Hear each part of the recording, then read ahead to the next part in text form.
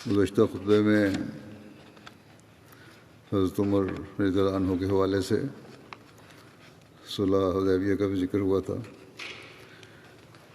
اس حوالے سے یہ بھی ذکر آتا ہے کہ صلح حدیبیہ کی خلاف ورزی کرتے ہوئے جب بنو بکر نے قریش کے حلیف تھے، مسلمانوں کے حلیف قبیلہ بنو خزاعہ پر حملہ کیا اور قریش نے ہتھیاروں اور سواریوں سے بنو بکر کی مدد بھی کی اور صلح حدیبیہ کی شرائط کا پاس نہ کیا، تو اس وقت ابو سفیان مدینہ میں آیا اور صلح حدیبیہ کے معاہدے کی تجدید چاہی۔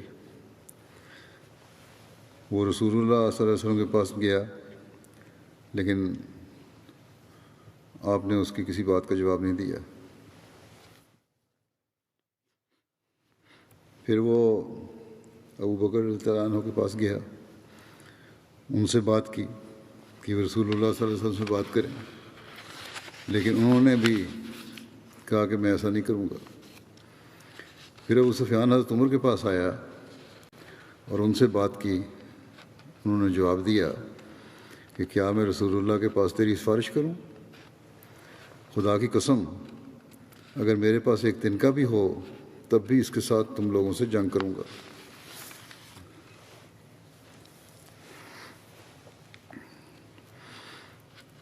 فتح مکہ کا ذکر کرتے ہوئے ڈاکٹر علی بن صلابی نے لکھا ہے کہ جب رسول اللہ صلی اللہ علیہ وسلم مر الزہران پہنچے تو ابو سفیان کو اپنے بارے میں فکر ہونے لگی۔ رسول اللہ صلی اللہ علیہ وسلم کے چچا حضرت عباس نے اسے مشورہ دیا کہ رسول اللہ صلی اللہ علیہ وسلم سے امان طلب کر لو۔ حضرت عباس بیان کرتے ہیں کہ میں نے ابو سفیان سے کہا تیرا برا ہو، دیکھو رسول اللہ صلی اللہ علیہ وسلم لوگوں میں موجود ہیں۔ ابو سفیان کہنے لگا کہ میرے ماں باپ تم پر قربان، اس سے بچنے کی کیا ترکیب ہے؟ میں نے کہا اللہ کی قسم اگر وہ تمہیں گرفتار کر لیں تو یقیناً تمہیں قتل کر دیں گے۔ میرے پیچھے خچر پر سوار ہو جاؤ، میں تمہیں رسول اللہ صلی اللہ علیہ وسلم کے پاس لے جاتا ہوں اور پھر تمہارے لیے آپ سے امان طلب کروں گا۔ حضرت عباس کہتے ہیں کہ وہ میرے پیچھے سوار ہو گیا۔ میں جب بھی کسی مسلمان کو آگوں میں سے کسی آگ کے پاس سے گزرتا تو وہ پوچھتے یہ کون ہے؟ مسلمان کی آگوں میں سے کسی آگ کے پاس سے گزرتا تو پوچھتے یہ کون ہے؟ رات کو وقت آگیں جلی ہوئی تھیں۔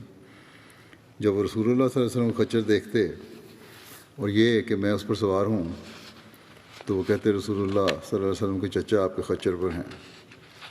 یہاں تک کہ جب میں عمر بن خطاب کی آگ کے پاس سے گزرا تو انہوں نے کہا یہ کون ہے؟ اور وہ میرے پاس کھڑے ہوئے۔ جب انہوں نے ابو سفیان کو دیکھا تو کہا ابو سفیان اللہ کا دشمن، ہر قسم کی تعریف اللہ کے لیے ہے جس نے بغیر کسی عہد و پیمان کے تجھ پر غلبہ عطا فرمایا ہے۔ پھر حضرت عباس کھینچتے ہوئے رسول اللہ صلی اللہ علیہ وسلم کے حاضر ہوئے، یعنی ابو سفیان کو، اور حضرت عمر بھی آپ کے پاس داخل ہوئے اور عرض کیا یا رسول اللہ صلی اللہ علیہ وسلم۔ حضرت عمر نے کہا یا رسول اللہ مجھے اجازت دیجیے تاکہ میں اس کی گردن مار دوں۔ حضرت عباس کہتے ہیں کہ میں نے کہا یا رسول اللہ صلی اللہ علیہ وسلم میں نے اس کو پناہ دی ہے۔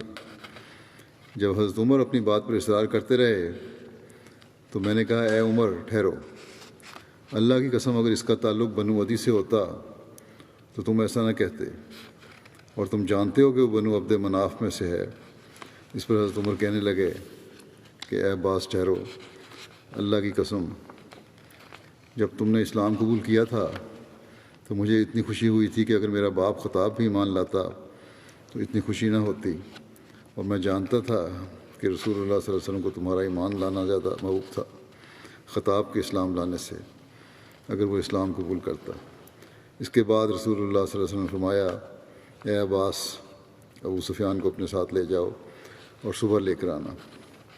بہرحال یہ مکالمہ ہوتا رہا حضرت عمر کا اور حضرت عباس کا، اور آخر پھر حضرت صلی اللہ علیہ وسلم نے حضرت عباس کو یہی کہا کہ اس کو لے جاؤ، بنا لیں میں دے دیا ہے تو لے جاؤ، کچھ نہیں کہنا اس کو۔